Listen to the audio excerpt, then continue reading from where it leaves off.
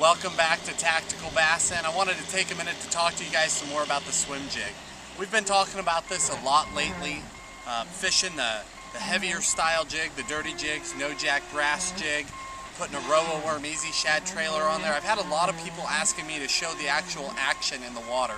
So we're out here at a canal next to my house. This is where I test a lot of my baits. But I wanted to show you something else as well that I haven't talked about. For you guys that fish a lot of muddy water, really stained water to truly muddy water is another option. We fish the exact same jigs. You're fishing with the blade on the back. Looks more like a spinnerbait, but it's different.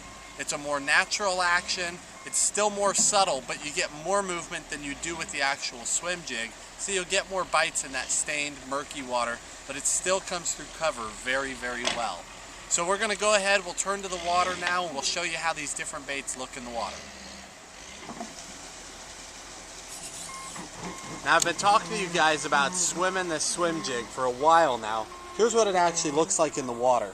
You can see what we've been talking about. It's not just a swim bait. You've got the skirt itself pulsating as it comes through the water, which creates that secondary lifelike action, and that is what it's all about. Besides that, it busts through the grass better than just about anything I can see. You can see it just comes right through the weeds, no problem. All right.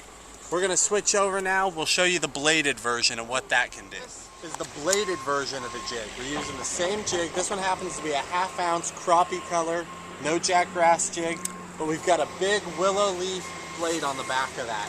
You know, it's more of your spinnerbait profile. What you're getting is just a different look that the fish haven't seen. More natural, that skirt's still moving, and again, it comes through the grass, comes through the cover so well.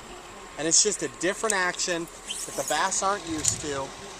And look how good it looks in the water. I mean, it's moving a ton of water, just really moving the water so that you can use it in stained to murky conditions, and the bass can find it a little bit better than they can with the swim bait on the back.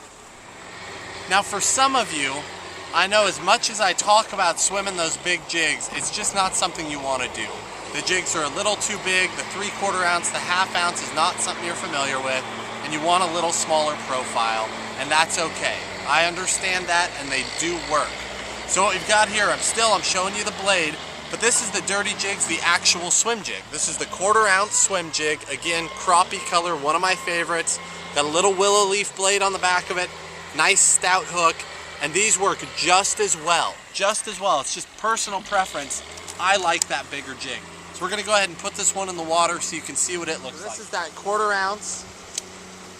And as you can see, it looks just as good as the big jigs do, but you can really slow it down. It's a lot slower, and it goes through this grass really well. And then if you speed it up, just like the big jigs, that skirt will really start to pulsate. It's another great option.